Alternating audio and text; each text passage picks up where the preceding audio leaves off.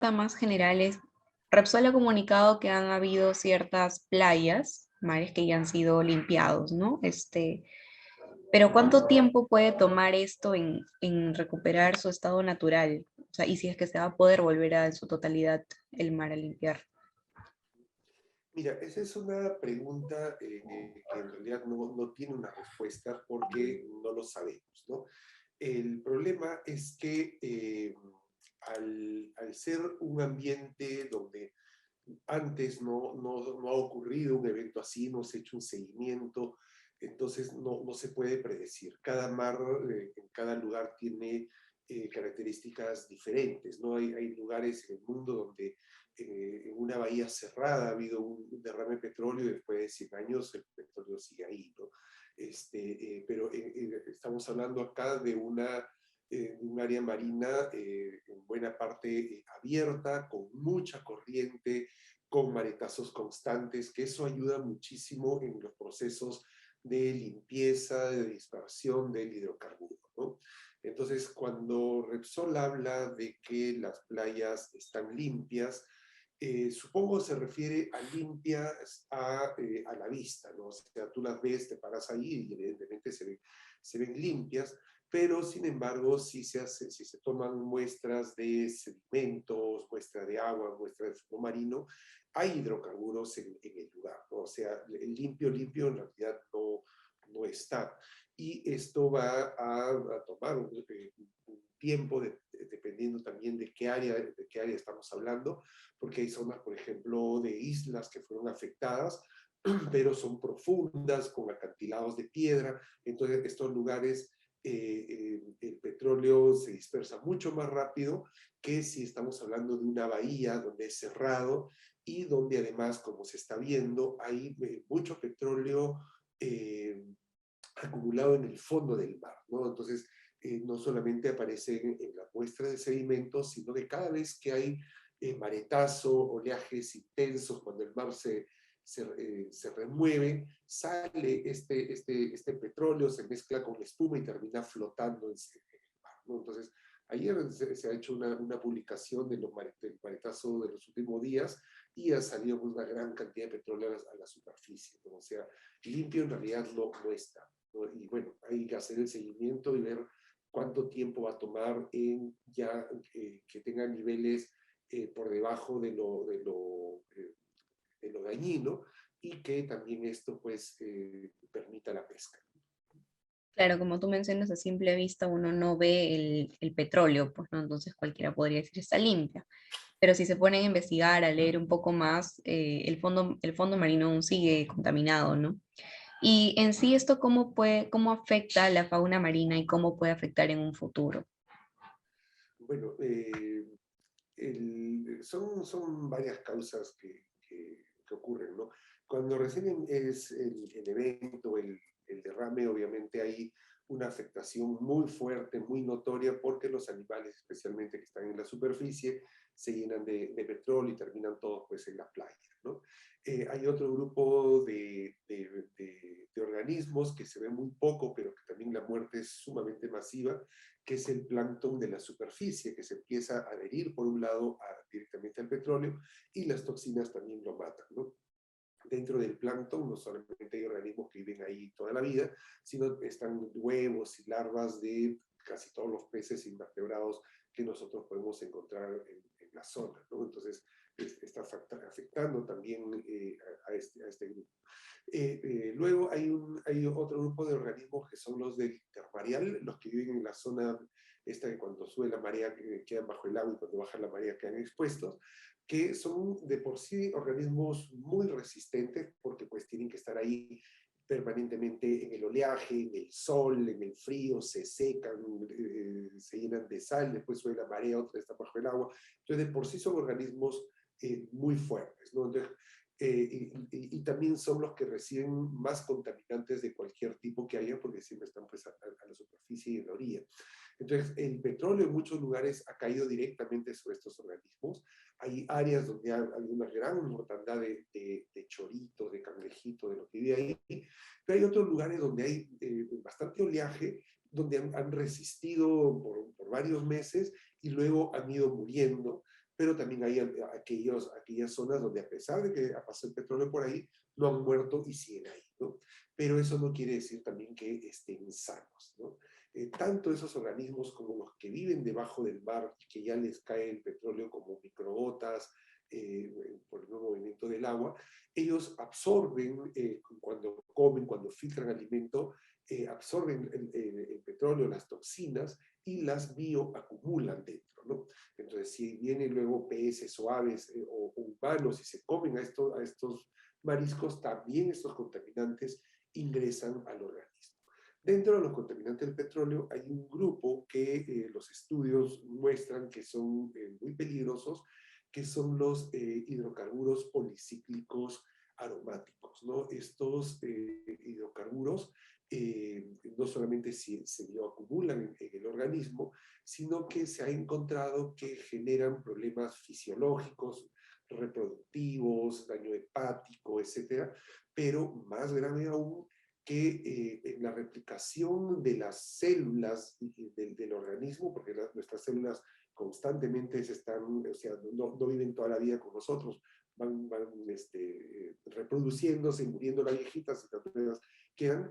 Cuando hay esa reproducción celular, el paso de la información genética de una célula a otra tiene errores, lo que conocemos como mutaciones, ¿no?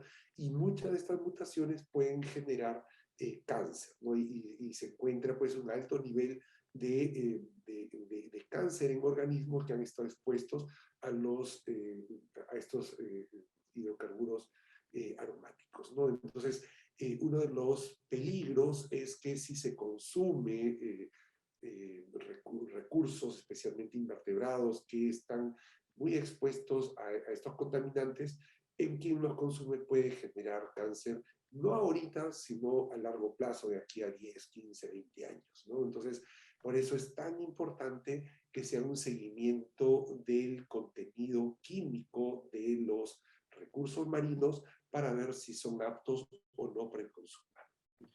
Claro, justamente te iba a mencionar eso porque ahorita existe bastante este temor por parte de algunas personas de no querer consumir productos marinos por el hecho de que piensan que pueden estar contaminados, ¿no? ¿De qué forma se le podría asegurar a la gente que no van a consumir ese tipo de pescados? O sea, ¿tendrían que realizar algún tipo de prueba, muestra? Mira, el problema de la contaminación se ha dado específicamente en un área que está bien delimitada, ¿no? Entre Ventanilla hasta poco antes de Chancay, es donde más petróleo ha habido. Han habido algunas lenguas que han llegado incluso hasta Salinas, que eso ya es cerca de Huacho, ¿no? Pero en muy pocas cantidades, y parece que esto bien se ha hundido o se ha ido mar afuera, no se ha hecho un seguimiento, no se sabe hacia dónde se fue finalmente el petróleo o se quedó en el lugar, ¿no? Entonces, esta área todavía sigue cerrada a la pesca, ¿no? Hasta que se pueda demostrar que ya los recursos específicos en este lugar son inocuos, ¿no? Entonces, lo que nosotros estamos encontrando en los mercados, en las pescaderías, etcétera, son recursos que vienen de otros lados donde no hay el problema de contaminación, porque en este sector de Ancón no se está extrayendo recursos. Entonces uno puede comprar sin ningún problema, ¿no? Justamente el otro día estábamos conversando con el dueño de un restaurante ahí, de esos que están en el muelle de Ancón, y el señor justo nos comentaba que hay pescadores que están vendiendo estos pescados bajo lo ilegal, por decirlo así. Entonces, nos llamó bastante la atención, pues no, porque no, de repente es tanta su necesidad de querer vender, porque no se les ha indemnizado como debe ser, pero se está tentando también por una parte contra la vida humana, pues no, como tú me mencionas, consumir productos marinos que no sabemos si están todavía del todo contaminados es perjudicial para la salud. Claro, lo que ocurre, por ejemplo, el puerto de Ancón sigue bastante activo y siguen sacando pesca, pero es pesca que no viene del área de la orilla. Principalmente están trayendo, por ejemplo, bonito, atunes, pota, que viene de mar afuera, o sea, lo desembarcan por Ancón, pero no viene de la orilla de la playa, ¿no? Hemos detectado, hemos visto que hay pescadores que están capturando, es más, a los pocos días de haber sido el derrame, estaban pescando ahí, posiblemente no han dejado hacerlo, pero son pescadores de orilla, principalmente que vienen de la zona periférica de Ancón, incluyendo Ventanilla, Pachacútec, ¿no? Que hay una gran cantidad de gente que vive ahí y muchos de ellos se dedican a la pesca, ¿no? Para autoconsumo de su familia y también para vender algunas piezas y poder refugiarse con eso, ¿no?